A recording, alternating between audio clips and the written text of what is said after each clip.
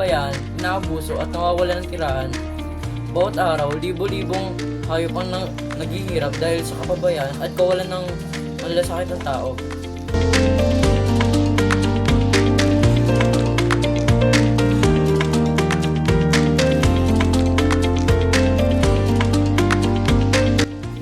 Ngunit, may pag-asa sa simpleng paraan, maaari tayong maging boses para sa kanila.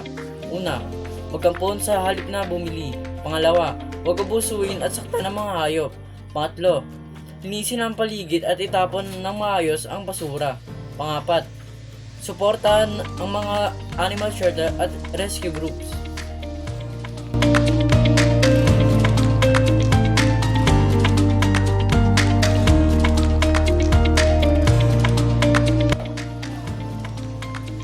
Ang pangangalaga ng hayop ay hindi lang responsibilidad, ito ay tanda ng ating pagkatao.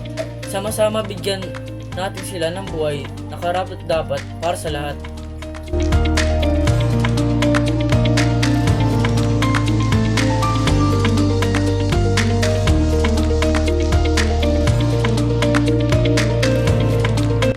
Tayo ang kanilang boses, tayo ang kanilang pag-asa.